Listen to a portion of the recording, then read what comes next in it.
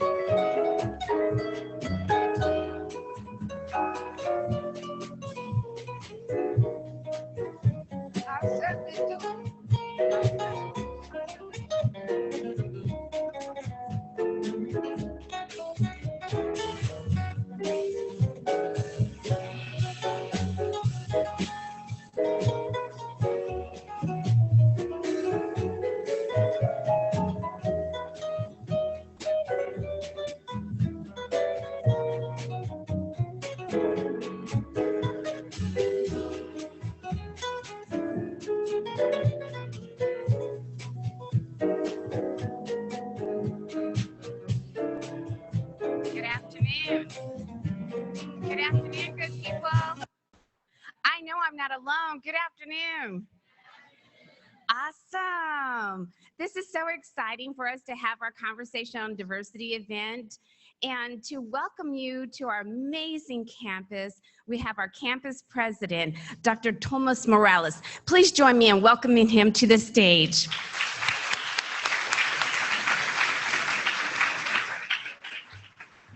Good afternoon. It's truly wonderful to have so many here for this, the 37th Conversation on Diversity at CSUSB. The longevity of this series is impressive. Now in its 13th year, Conversation on Diversity has brought many engaging speakers to discuss a wide array of topics, all directly connecting to the central theme of diversity. This series is a great illustration of our university's commitment to diversity, a core value within our mission statement and a fundamental goal of our strategic plan. With us today is Dr. Edith Eger, a survivor in the truest sense of the word. Today, she shares the story of her experience as a young girl caught up in one of the most horrific chapters of human history, the Holocaust. Known as the final solution, it was genocide, a plan by the Nazis under Adolf Hitler to exterminate the Jewish race. Of the 9 million Jews living in Europe at the time, between 5 and 6 million died. The Holocaust included acts of atrocities on an unimaginable scale, unimaginable except to those who experienced it. Dr. Eger lost everything. Her parents, her possessions, everything but her sister and herself. She will relate the horrors she endured, the struggle to survive, and the fight to recover physically and mentally from such an ordeal. More than 70 years later, this remains a hard story to hear, but it is essential for us to listen and remember. It is up to every one of us to keep the memory alive, not to revive the pain, but to prevent it from ever happening again. Please join me in showing our appreciation to the members of the Conversations on Diversity Subcommittee for making this series possible.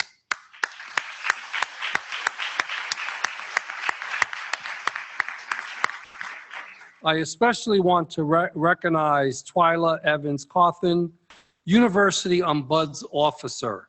Involved with this series from the very outset, she has helped us establish it as an informative, inspirational, and exceptional event at CSUSB.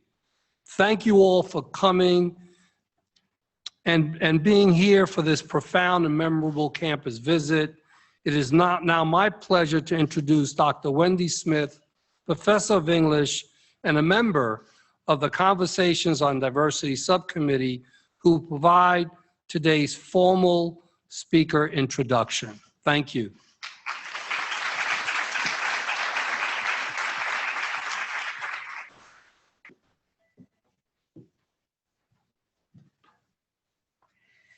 Hi, I'm Dr. Wendy Smith. I'm from English, but I've been with the Conversations on Diversity Subcommittee this year and in the past for several years. It's my pleasure to introduce to you Dr. Edith Eger, who is a native of Hungary and was just a young teenager in 1944 when she was picked up and deported to Auschwitz, which is pretty much the emblematic concentration camp, also known as a death camp, because the product of this camp, it had an industry, the product was death.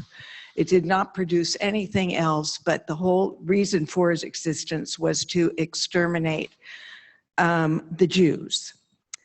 Her parents lost their lives there, as well as, and we know at least 6 million Jews. They're now discovering more and more who did not go to these camps. Auschwitz was only one of them.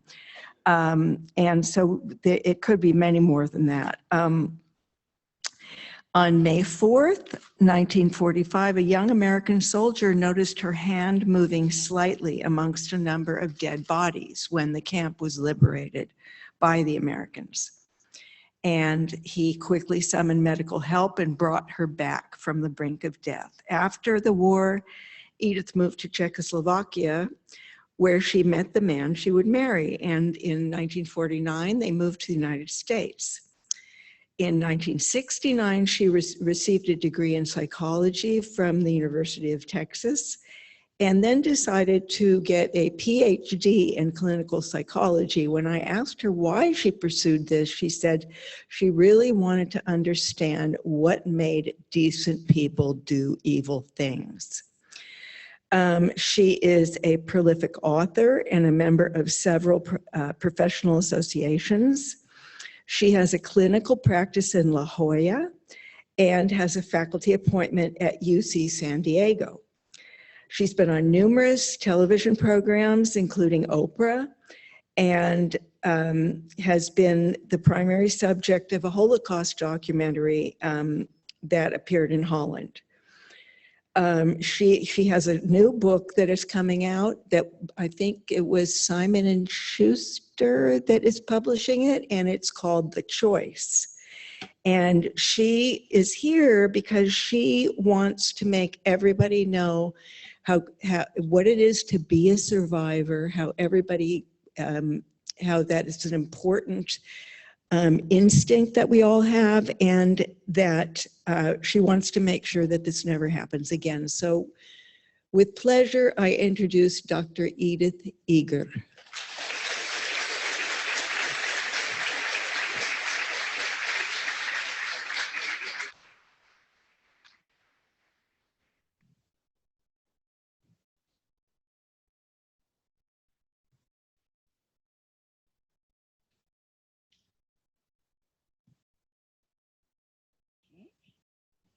Thank you, thank you, thank you, thank you, thank you.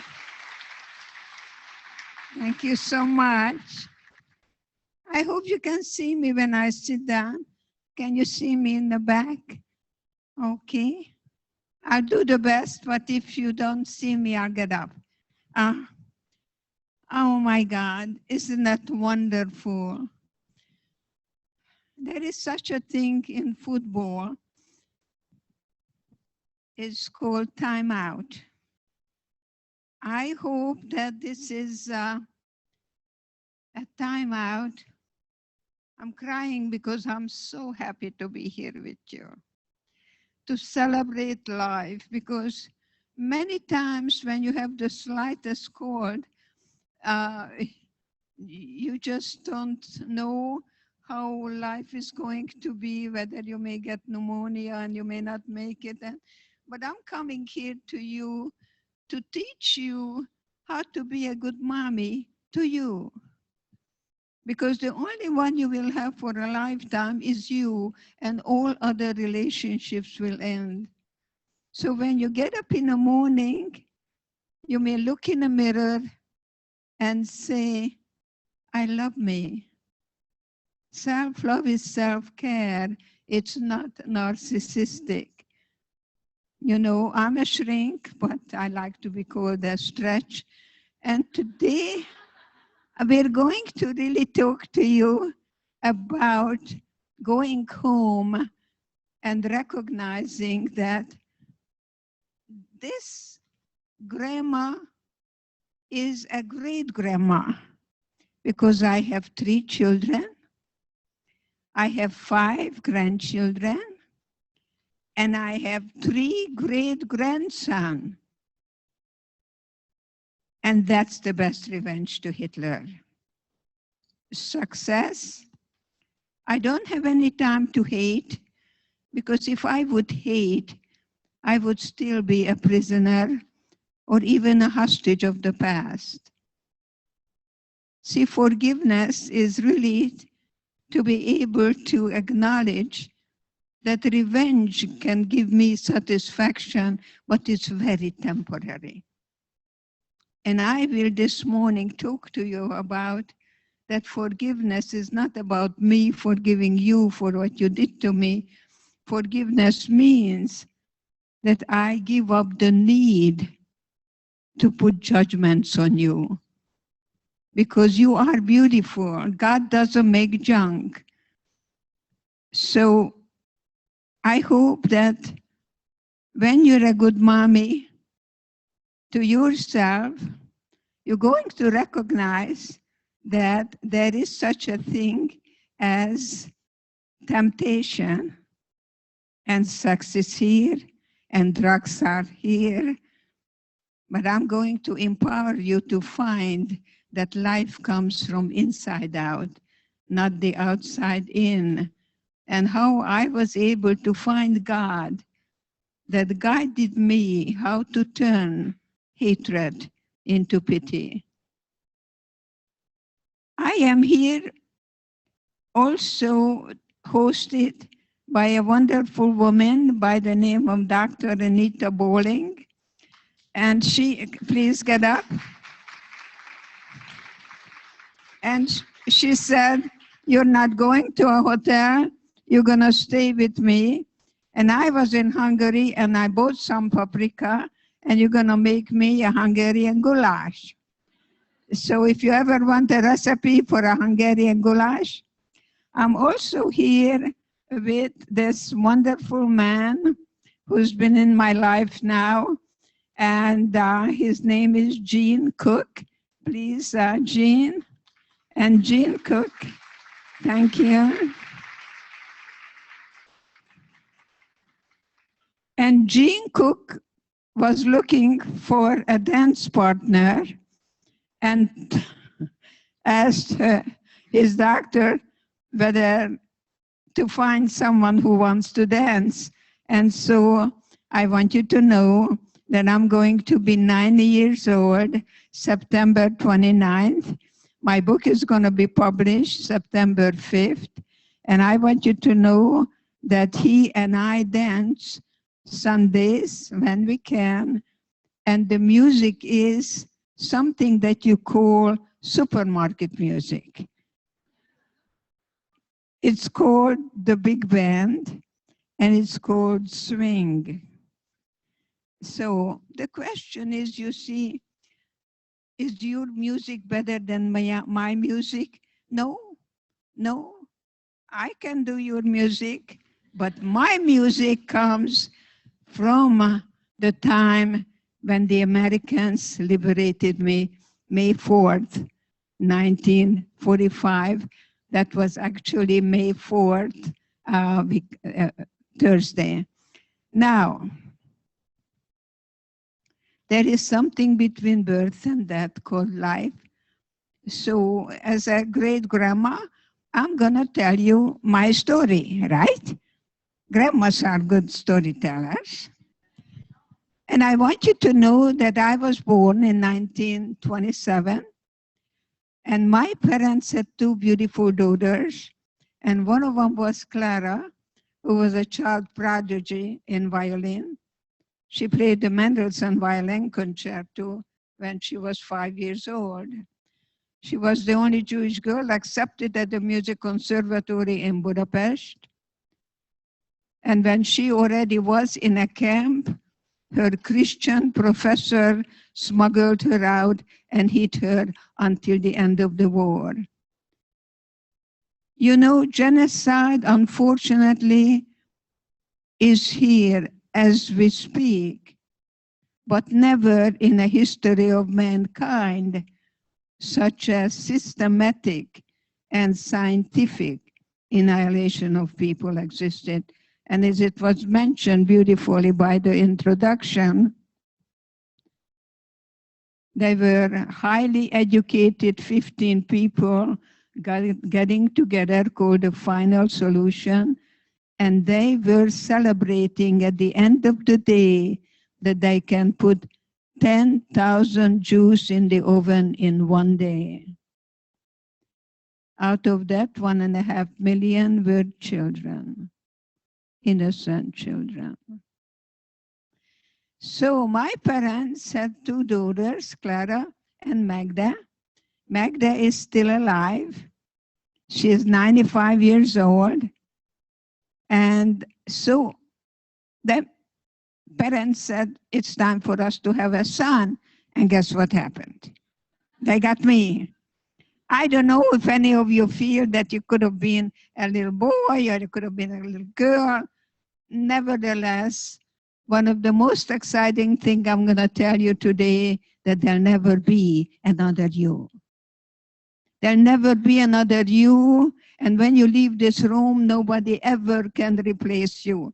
And many people can do what you can do, but not the way you can. You're unique. You're one of a kind. You're beautiful. Just because. What you can do the way you can do it is uniquely and one of a kindness, and that's what I came to celebrate. So how can we turn life into a constant celebration? And why am I here today? Because you are the future. You are the ambassadors for peace and goodwill. I was just mentioning today that Gandhi, one person, was able to bring down the whole British Empire without any bloodshed. Yes, there is prejudice, and prejudice means to prejudge. So find the Hitler in you is there. Because we're born with love, and then we learn to hate. But you're the one who can really give birth to the you that is free. Free from fear, because fear and love does not coexist. Neither does guilt and love. And I had tremendous survivor's guilt and survivor's shame. And I came to America penniless, and I didn't have $6 to get off the boat. And I started to work in a factory, cutting of threads of boxer shorts for 7 cents. And when I had to go to the bathroom, I was holding it because I didn't want to lose the time, because I became the breadwinner. And there was 2 bathrooms, and one of them said colored. And I thought, after Nazi Germany and Communist Russia, here I am in America. And I joined the NAACP, and I marched with Martin Luther King. You know, love is not what I feel, love is what I do. That I commit myself to someone, and I will never ever retire, and I will never ever want to miss not talking to the young people like you, because you're gonna be the President of the United States. Got to think big. If you think small, you're gonna stay small. Think big.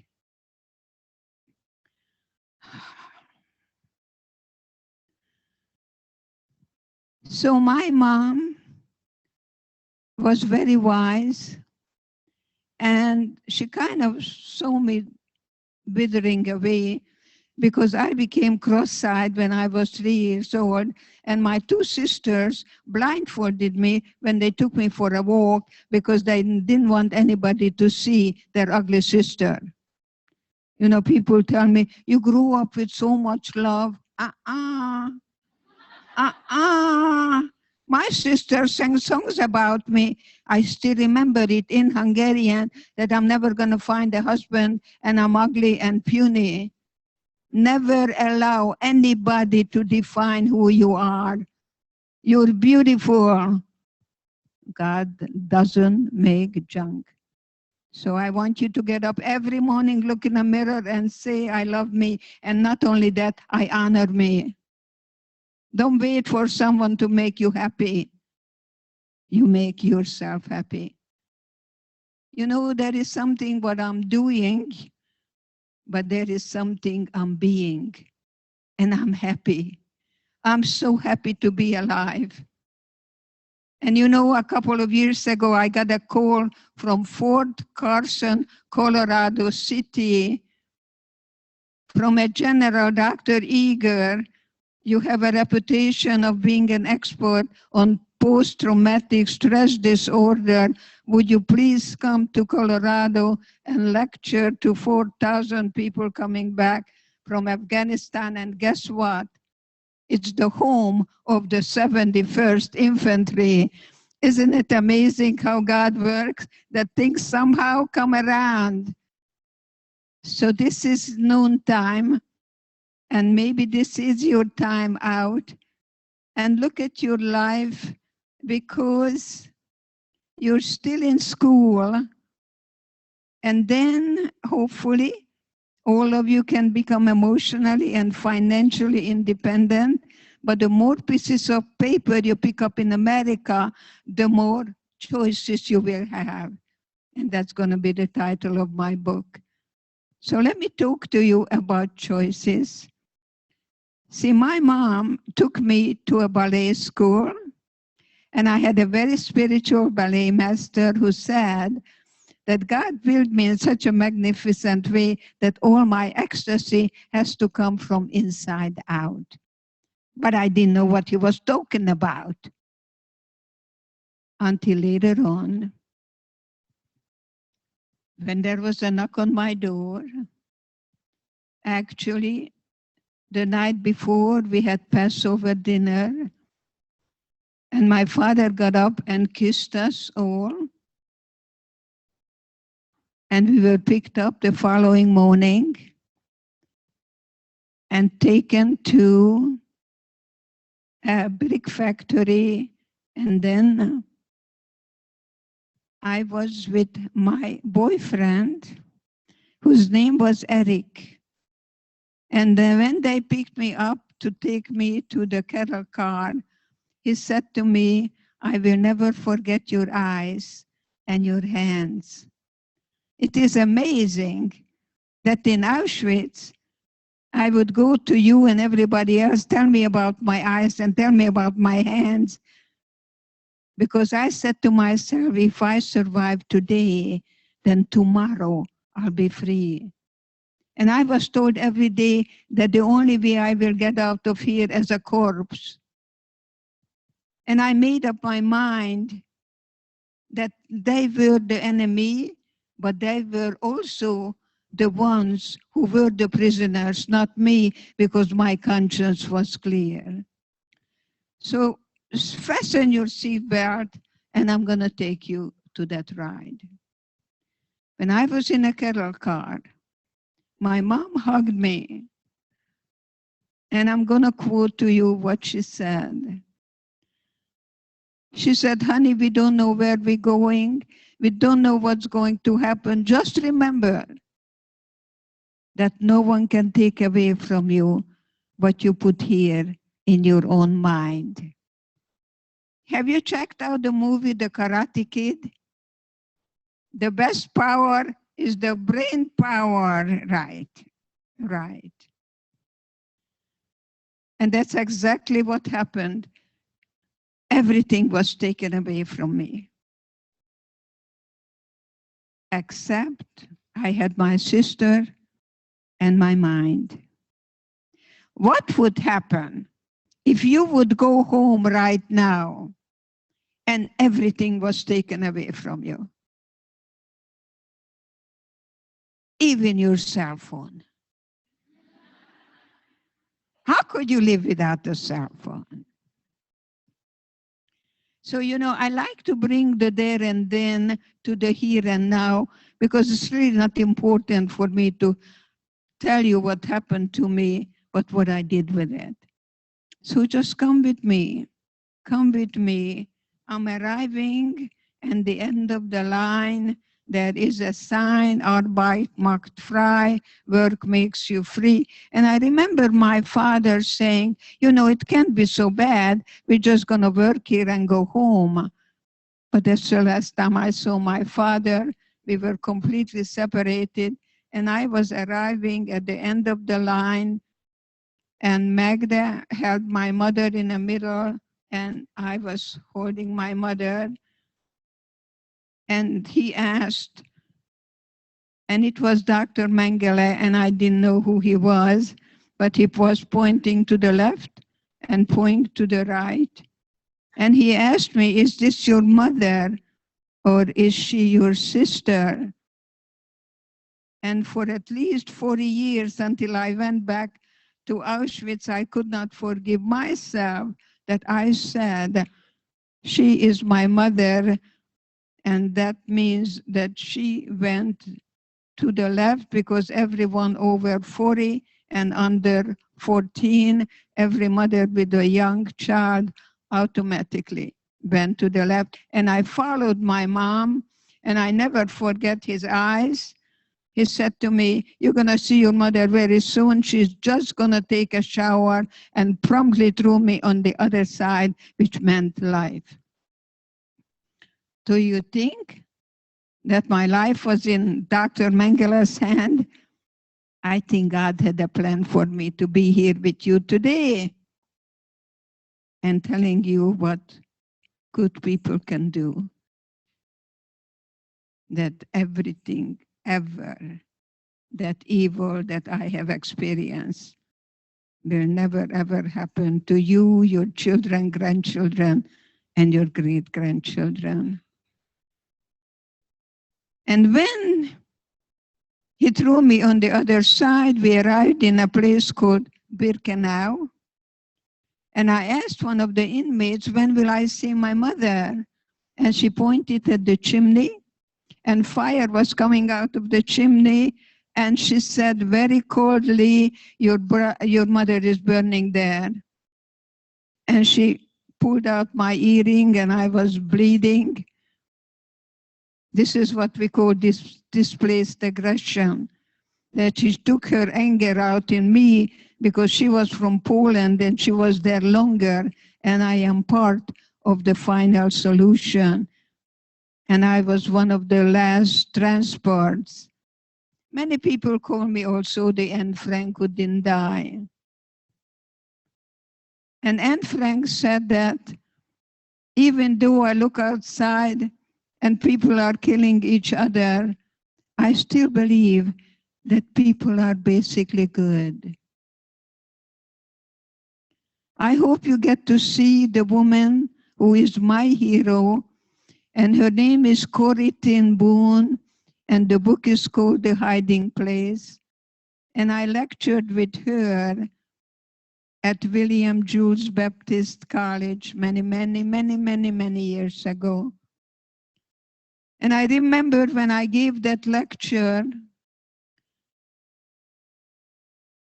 I came out and there was a young girl looking like I looked in Auschwitz, completely anorexic. And she said to me, I was going to kill myself this morning. And now that I heard you, I'm going to choose life. It's easier to die than to live. It's easier to just turn off the faucet.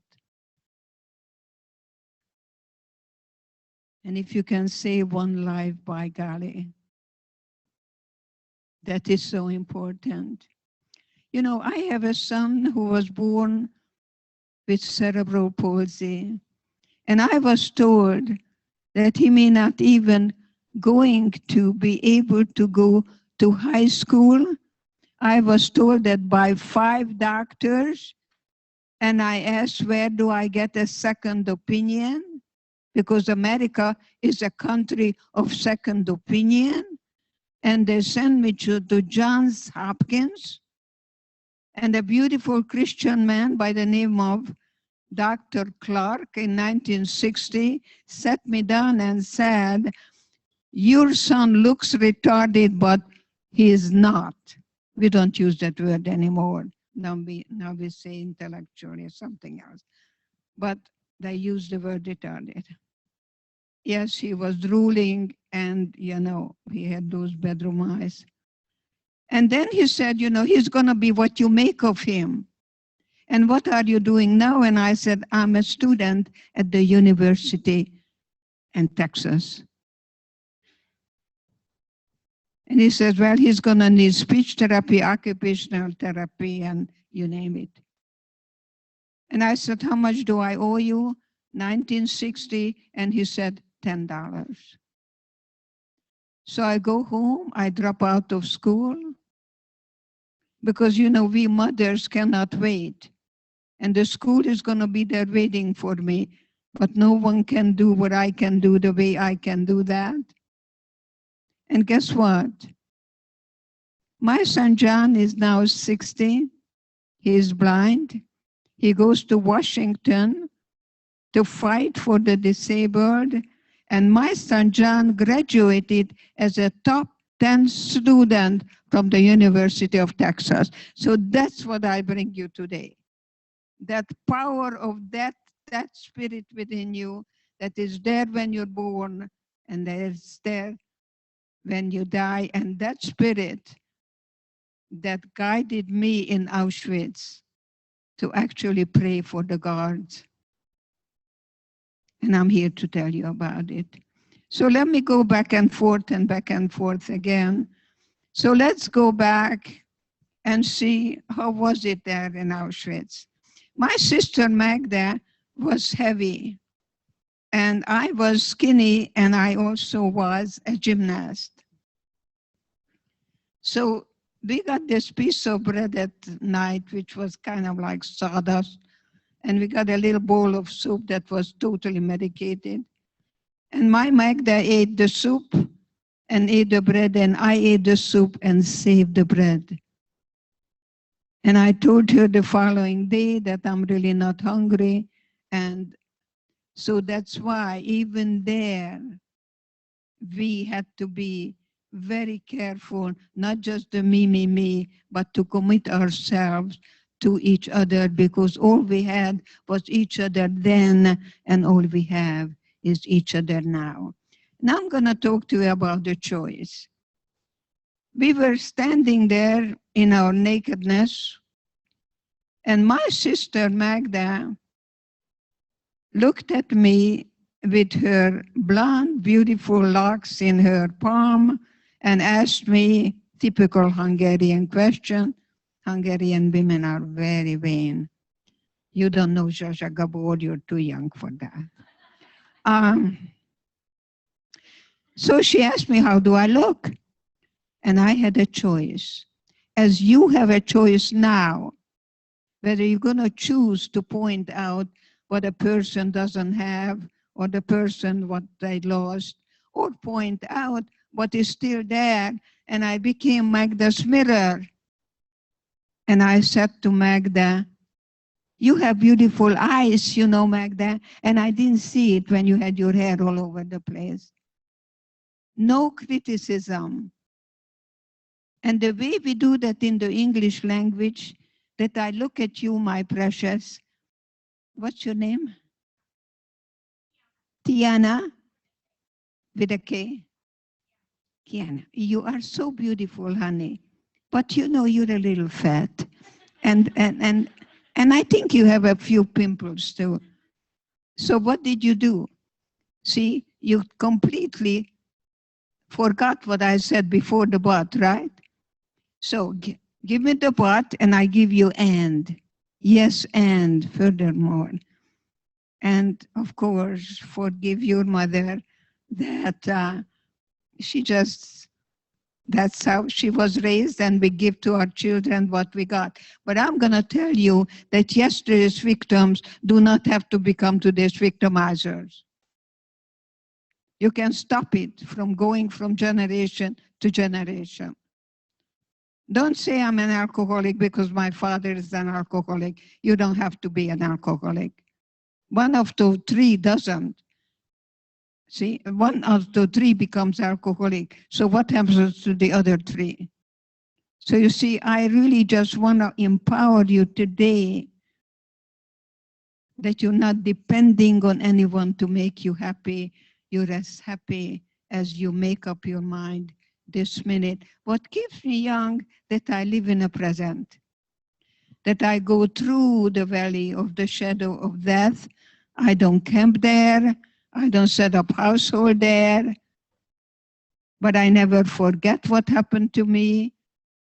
People tell me, you know, you overcame. No, I didn't overcome. I'm reminded of that every time I see on a street barbed wires. I'm back in Auschwitz, but it's fleeting. I don't forget. I don't overcome. I came to terms with it. And this is my cherished wound that I help you, because part of me was left in Auschwitz, but not the better part, not the bigger part. But I live in a present because I can only touch you now. So I beg of you, when you are in a classroom, are you really 100% in the classroom with your professor, or are you wondering what you're going to do after school? Because our mind wanders, you know. So check in with you, just like a doctor does, you know, with the vital signs. Am I really here? Because your professor wants to know that somehow, I think Goethe said, and Viktor Frankl, I think, quotes Goethe, who said, when a midget stands on the shoulder of a giant, they can see further. And I always want my students to know more, that I serve as a good role model. Not that I say one thing and then I go and do other, because that's the definition of hypocrisy. So let's go back. And after that, you know, we get this uniform. I didn't get a number. I didn't get a tattoo because they didn't want to waste the ink on me. That's what I was told. I had a number and they put me in a barrack, and that evening Dr. Mengele came and wanted to be entertained, and the friends who knew me that I was the dancer in the city. I welcomed the Hungarian president. His name was Admiral Horthy. So they threw me in front of him, and I ended up dancing for Dr. Mengele. And he was pointing out who to take to the gas chamber, and I began to pray for him, not for me. And I also closed my eyes, and I pretended that the music was Tchaikovsky, and I was dancing the Romeo and Juliet at the Budapest Opera House.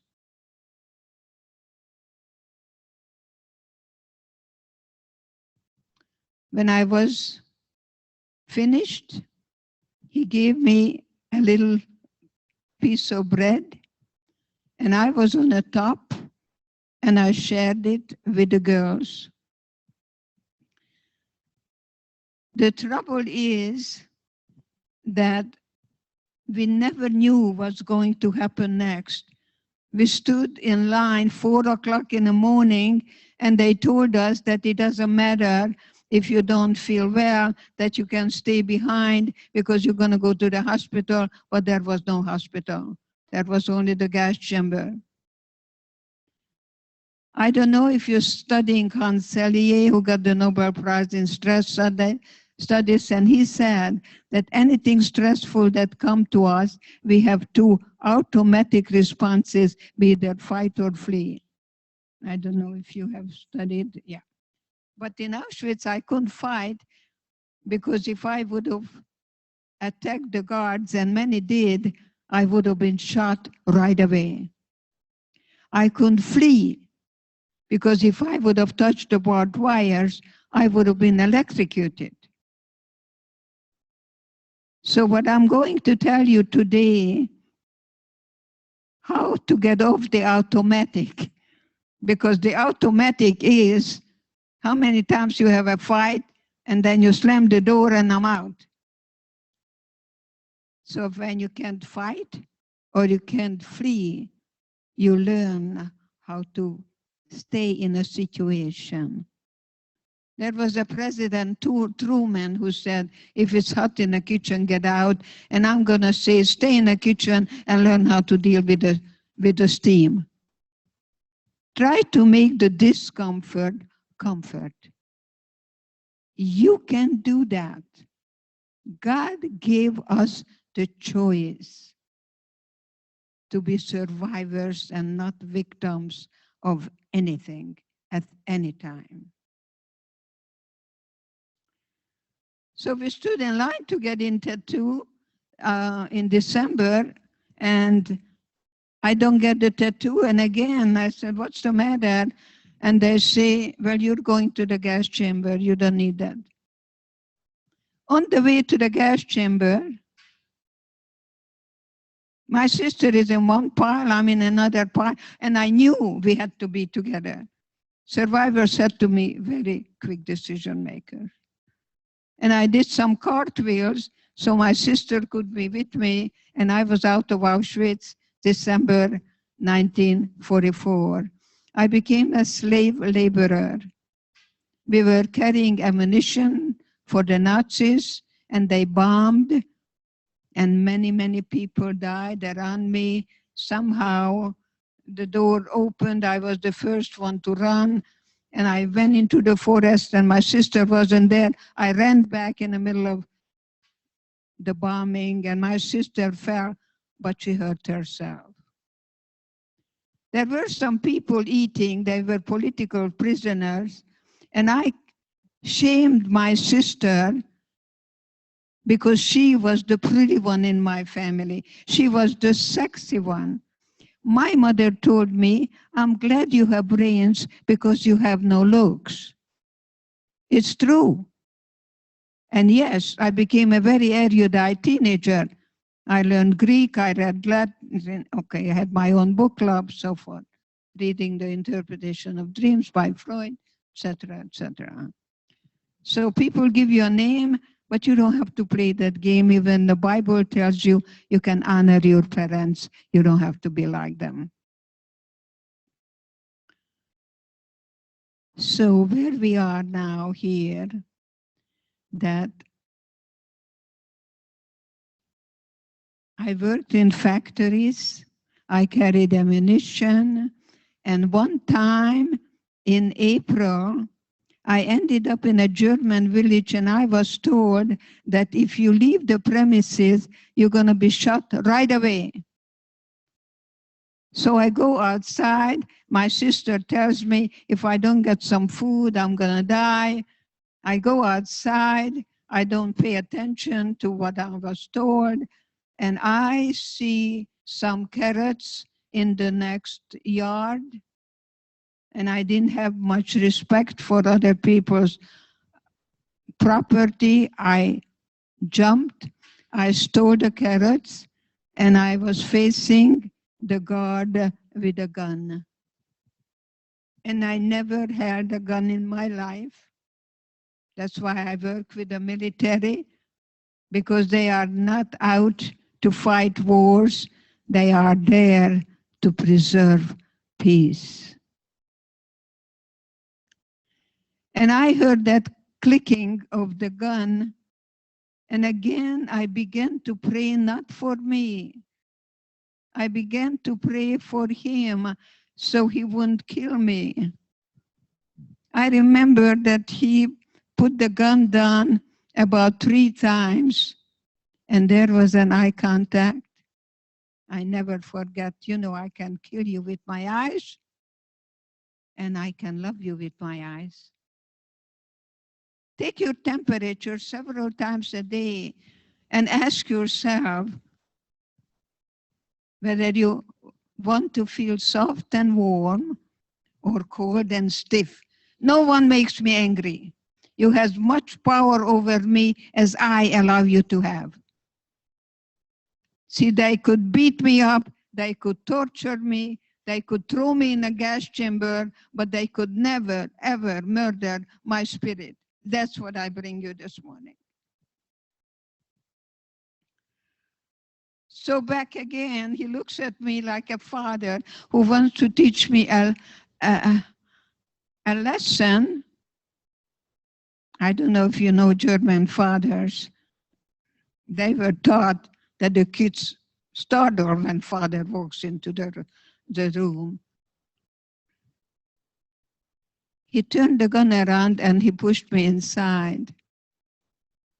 I lost about 6 inches from my height. I do have a bad back.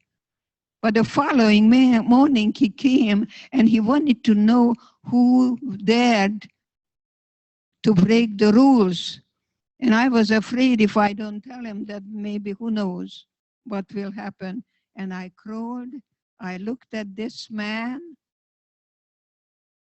This is April 1945, when the German people are starving.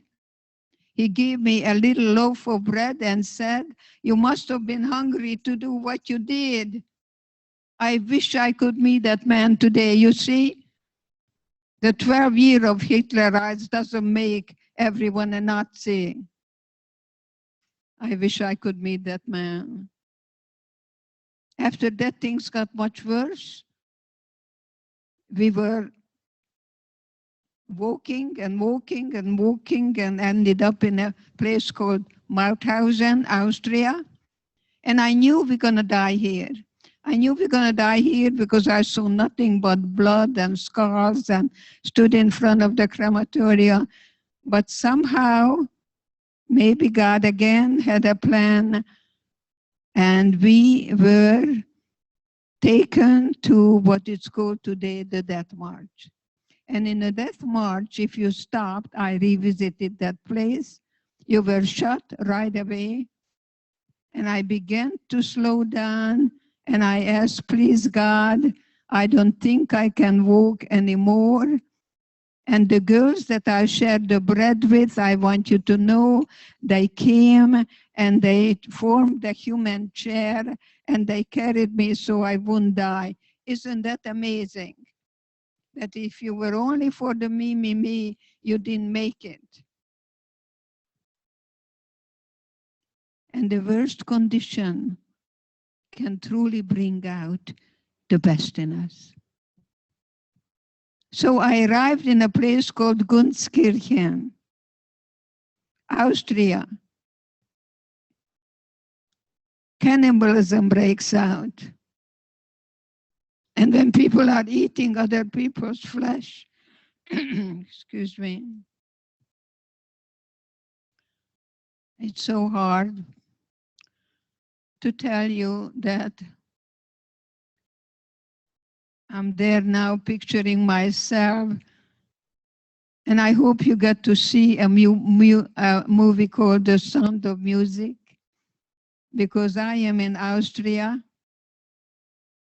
and I'm telling God, I am not able to touch human flesh, and God said to me, you have a choice. All you have to do is look down. And I realized that I have grass to eat. And I'm remembering sitting down and even then choosing one blade of grass over and against the other. So if I would be in your classroom, I would put I can't on the board, and then I'm going to take the apostrophe and the T, and I'm going to tell you that I can. I can't is not in my vocabulary. I can, why? Because I think I can. The whole cognitive psychology based on that, it comes back to the Bible that the way you think, that's how you're going to be. So think about your thinking and pay attention what you're paying attention to. Last night I had a wonderful dinner and the doggy kept barking. And I told the daughter of my precious friend, ignore the bad behavior because children perform if you clap. Stop clapping and they stop performing. And sure enough, she had a very difficult time not to tell the dog not to bark, of course. And guess what happened? The doggy thought, well, I don't get attention this way. See? So pay attention what you're paying attention to, because any behavior you pay attention to, you reinforce the very behavior. And yes, I was liberated May 4th, 1945. I wish I could see that man today, but I was there and I looked up and I saw a big lip. I never saw in my life people of color. And I looked up and I saw tears in his eyes and I saw M&Ms in his hand. Isn't that amazing? That I was given that second chance in life. But then when I ended up in a hospital and they put me in a cast, I became very suicidal because I remembered that my parents are not coming back. Reality just hit me. I could hardly breathe because I had like 5 kinds of typhoid fever and pleurisy, pneumonia, you name it. You know, it's easier to die than to live. But I know that that voice came to me and said, if you kill yourself, you're going to be, I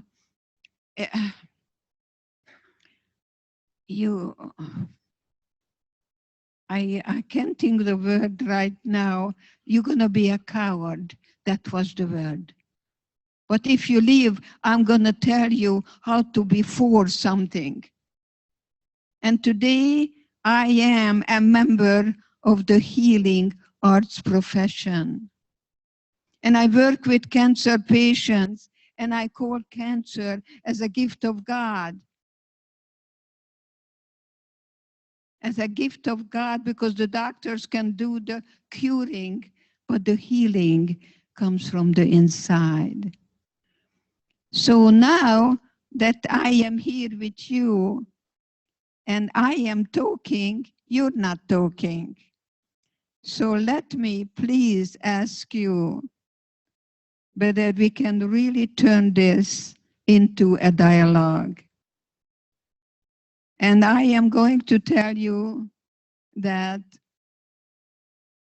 having this moment with you, that precious moment, I don't know how long will I live, but while I'm alive, I will do everything in my power to do everything to see to it that we'll never ever experience such evil.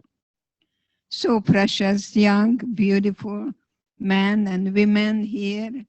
Do you know the difference between being childish or childlike? The childish part in you is there all your time. It's called temptation. God gave it to us so we can practice the freedom of choice. So, when the childish part talks to you, it says, I want, I need, I gotta have, you're not gonna make me, and I'm not gonna. Right? And of course, the bottom line of a teenager is, you're not gonna make me. Teenagers don't like authority. They know everything about everything. The childlike part, I like, that keeps me young. And I think Jesus, who said only children can go to heaven, is that free spirit, that Tinkerbell, that Tinkerbell. And I hope that you will embrace that part in you, that Tinkerbell that tells you, yes, I am, yes, I can, yes, I'll win, yes, I am, yes, I can, and yes, I will, rather than I don't want that, and I don't want that, and I don't want that. I'm not interested what you don't want. I'm interested to see in what way you can make the better world, just because there'll never be another you. So now it's your turn. Questions, please. Can somebody come here and get the questions and ask me to please the questions so I can just answer it off the cuff? Thank you, sir. Thank you, sir. We have mics on both sides for those of you that would like to engage in conversation with our guests. So please raise your hand and we'll forward the mic to you.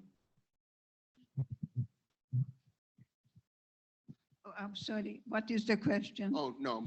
No. Yes.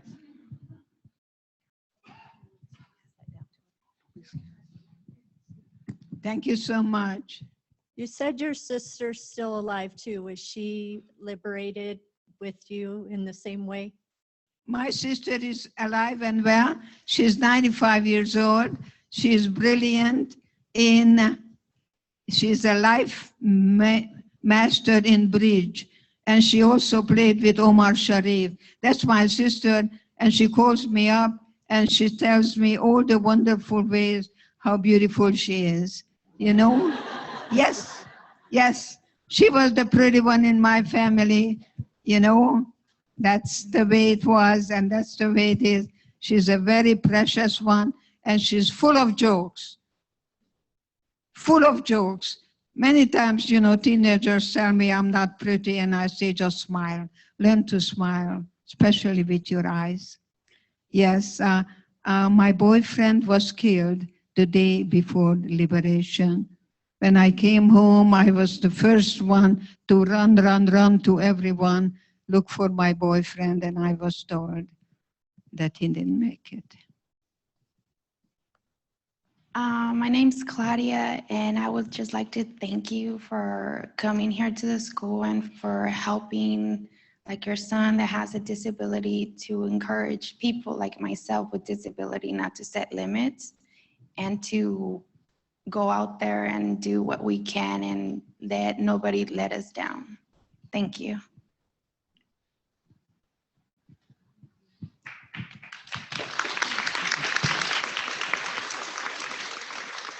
Thank you so much. Thank you so much. That reminds me of the time when I began to work with PTSD. Today, I'm not going to say PTSD because it's not a disorder. I don't want to punish people with a label and pathologizing. It's a post-traumatic stress reaction. So I'm going to give you two things. One is that we don't grieve over what happened, we grieve over what didn't happen. When my granddaughter Lindsay was born, the pediatrician examined her and said, this little girl is very flexible, she might become a ballerina. And I said, oh, thank you, God, now I can die. I'm going to have 3 generations. And yes, she became a ballerina. And when she went to Bishop School and asked me to buy her a beautiful dress, because she went to her dance. I come home, I'm crying, and I'm not understanding. The word understand is so academic anyway. Why am I crying? I just bought Lindsay a beautiful dress. I'm a real sucker for that. I didn't cry because Lindsay went to a dance. I cried because I never went to a dance. So the therapy is about grieving over not what happened, but what didn't happen. The good news is that now you can give me what I didn't get then, rather than blaming the parents. Only children blame, adults don't blame. I had 2 paraplegics coming to see me from Vietnam. One of them, it's in one of my TED Talks. One of them was cursing, screaming, why is it happened to me? I never say why me, I say what now? Because why is in the past? Why is a problem-oriented word? What is in the present and how I'm going to move on from here? How is a solution-oriented word? So I'm into the what and the how rather than why, because, why, because. So here are these 2 paraplegics, and one of them is cursing country, God. Conversely, the other one is sitting in a wheelchair and say, you know, Doc, God is so good that I got this beautiful gift of a second chance in life. And now I can see the flowers much closer. And now I can see my children's eyes. And I'm sitting there with this white coat, Dr. Eger, Department of Psychiatry, and I feel like a biggest imposter. Because I came to America and I never told anyone for at least 20 years. I had my secret. I went totally underground, and I realized that I cannot take my patients further than I have gone myself. And those 2 paraplegics guided me to go back to that lion's den and look at the lion in the face and reclaim my innocence and assign the shame and guilt to the perpetrator and begin to forgive myself that I survived. Those 2 paraplegics were my best. And you know, people don't come to me, they're sent to me. You were sent to me today. It's one of the most wonderful Mother's Day presents that you could give me, that you showed up here. And it may bring out feelings in you. Don't medicate feelings, don't medicate grief. It's a natural way. God gave us the opposite of depression is expression. So find someone to talk to. Open up some things wherever people can come and tell you, because what comes out of your body doesn't make you ill. What stays in there does. I can tell you that. I feel younger now and freer now than ever before. So I hope to be a good role model to you and let you know that there are no problems in the world. There are only challenges. There are no crises in the world. There are only transitions. You know, the more affluent the country is, the more crises are going to have. If I go to Hungary and I ask a woman about midlife crisis, She'll think I'm crazy, or we don't do that. We just accept the fact, well, I can't have any children, but who wants them anyway by then? You see? Yeah. So see how you are going to engage in your self-dialogue, because the way you get up in the morning, the way you go to the bathroom, the way you talk to yourself changes your whole body chemistry, and that comes from Johns Hopkins, no less. How much time? I don't know. I'm ready to be here 3 days with you, but I have so much to say, so much to say. Yes. I just wanted to ask you if, with your sister, were you guys able to sit and talk about what happened later and kind of heal? She doesn't want to talk about it. Really? I talked to my sister. That's a beautiful question. I said, Magda, you know, my friend's parents die, and I don't like myself, because I ask, how old was your mother? And they tell me 80, 70, whatever. And I was very flippant about it, because my mother died in her 40s. And I told my Magda, I want to go back to Auschwitz, and I want to really thank my mom that she was right, that everything was taken away, and now my name is Dr. Edith Eger today. And you know what she said? You're an idiot. We went through the same experience, entirely different responses. So who's right? Magda is right for Magda. I'm right for me. It was the most positive time in my life, that I don't have to carry my secret. And when I was in Auschwitz and I was coming out, I was faced with a Polish soldier, but for a moment I thought I'm back in a camp. And I had the blue American passport in my pocket. I never forget that I realized then that I'm going to open my mouth. And I'm not going to spend more time at the University of Texas. And I spent 3 years trying to get rid of my Hungarian accent. And the professor said, you know, I'm beginning to speak with a Hungarian accent, so why don't you just get out of here? Yes, I am not Popeye. I can change. Change will be synonymous with growth. So I think I am here to tell you, welcome change.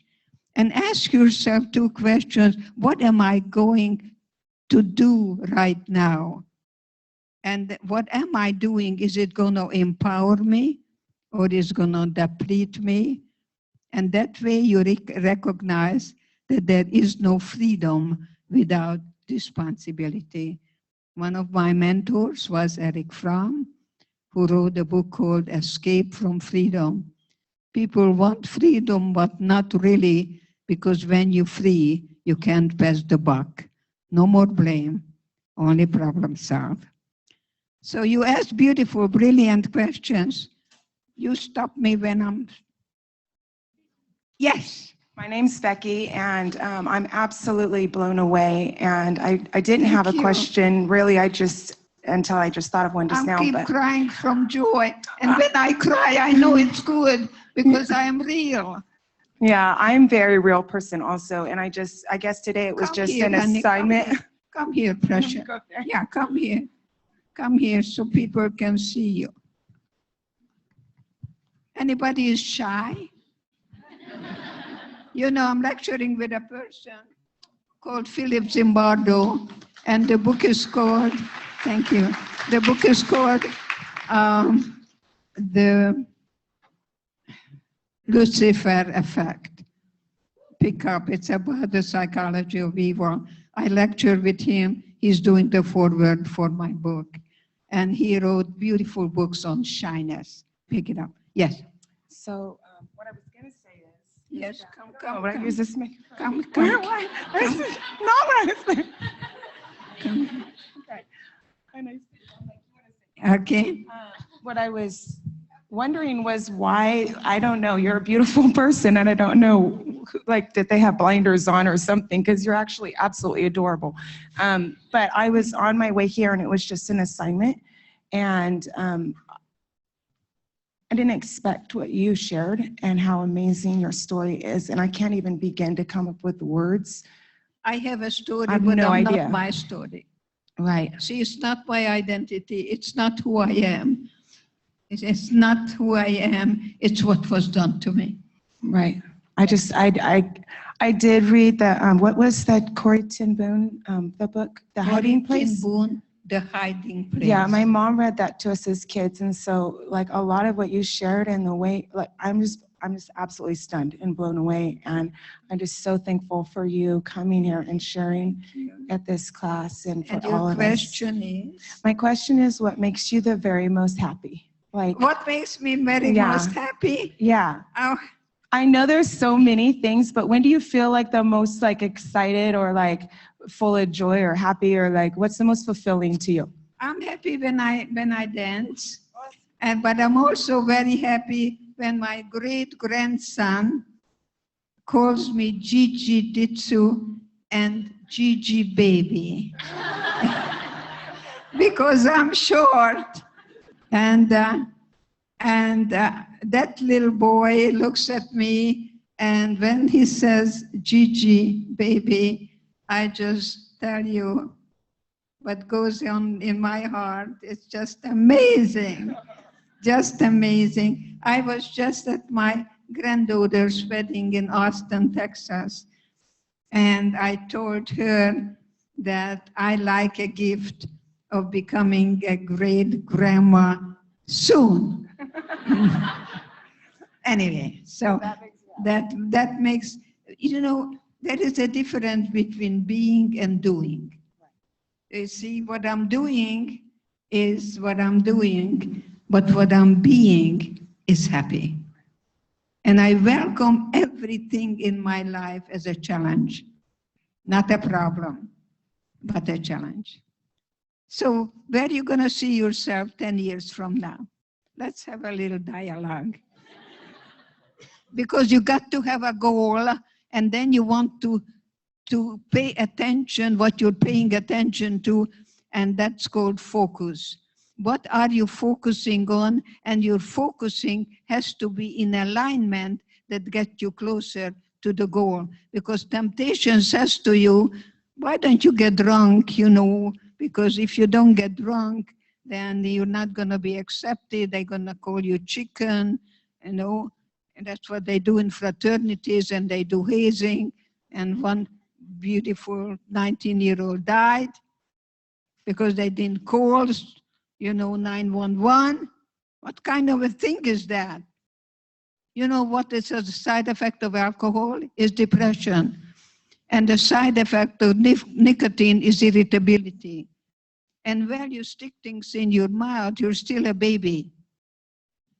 Because babies get all gratification through the mouth region. And if your grandma gave you a cookie when you were crying, forgive her. But it's time to be a grown-up, and even though the cookies is there and temptation is there, God gave it to me. Why? So I can practice the freedom of choice. Yes, yes, that's my sermon for the day. Yes, yes. Thank you. Thank you. Thank you so much. Thank you so much. How I'd like you to really honor your professors and the school that invites someone like me. I'm not easy to come by.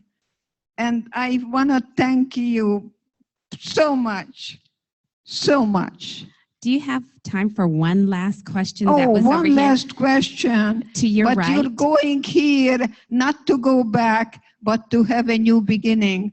You know, we had Easter, we had Passover. You want to recognize that there is really a freedom that you get for forgiveness, that you can have, not going back, but a brand new beginning. And you give birth to the you that was meant to be free.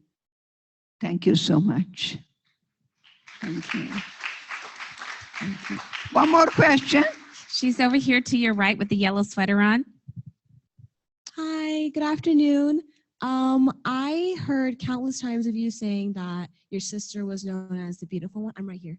Yeah, that your sister's known as the beautiful one. And even your own parents said, like, good thing you have brains because that's the only thing that'll get you in life. Something Yes, like that. yes, yes. My question to you is, what was their definition of beauty? Because honestly, I'm looking at your picture right now here. I'm looking at you in person. I saw your past pictures. You are not ugly at all. I find you really beautiful. I really do. And I love your style as well. So, so my question is, what was their definition? Like big eyes? Like what was it? I don't know how to get your question. Come closer.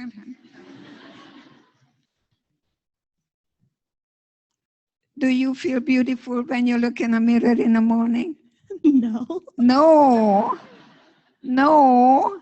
Well, from now on, you're going to recognize that you're beautiful just because you are you. Thank you. So, I think I like me now, just the way I am, but I have yet to arrive because I see life as climbing the mountain and I slip and I make mistakes every minute. So, why I am thinking that I am free because I'm willing to give up three things. I'm willing to give up the need for other people's approval. I'm giving up the need to please everyone. It's okay if you like me, but if you don't, I know that somehow I get letters because I became a school teacher in 1969 in the barrios. And they were gangs. One of the students came to me and said, I'm a Nazi.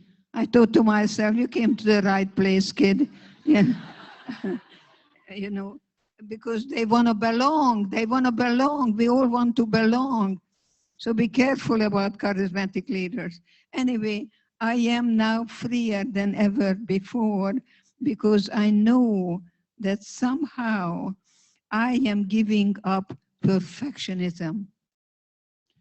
When you're perfectionistic, you're going to procrastinate, right? Because you want to do everything right.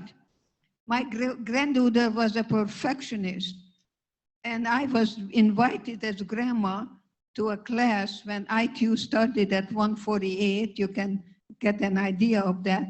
But the teacher called my Lindsay my little caboose. I don't like labels.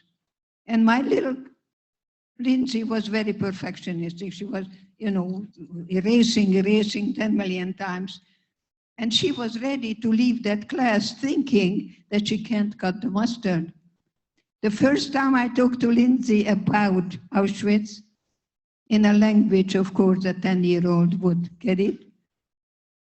I didn't talk about cognitive dissonance or anything like that. You have to learn the language of people and meet them where they are, but then you treat them the way you would like them to be. Never treat a person as they are, they become worse. No criticism, none, ever. It's another lecture. Anyway, Lindsay stayed in a class, and when it was time, she went to a school called Bishop's. It's a wonderful school in La Jolla. When it was time to go to college, and she was applying to colleges, you have to write your autobiography, you know that. And guess what was the title? When the caboose became an engine. And she graduated with honors from Princeton, wrote her thesis on her grammar, and she got a PhD at UCLA, and right now she is professor of psychology at the University of Chicago. So you see, don't let anybody outside of you define you're beautiful. So that's Is that the answer? The long answer to the short question. You're beautiful. Thank you. Thank so you. are you. Thank you. I love you. God bless you. Thank you. Thank you so much. Thank you, Thank you Twyla, so much. for being such a beautiful guide. Thank you so much. Thank you. Thank you so much. I'll never forget you. I love you. I love you too. Where are some of the faculty here? Please stand up. Awesome. Thank you. Thank you. Thank you. Thank you so much. Why don't you give them a standing ovation, students? Give your professors a standing ovation. Thank you. Thank you. Thank you. We really appreciate you being here with us this afternoon. Dr. Eger was actually at our campus in 2009, and I have to admit, because I have challenges physically sometimes, when she kicked her leg up, I'm thinking, oh my gosh, did she stretch first? So thank you so much for being here and really sharing your... I'm going to try a high kick, but I don't know. Oh my goodness.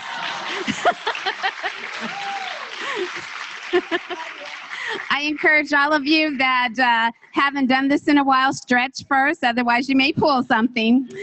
So we have evaluation forms inside your program, and they're blue.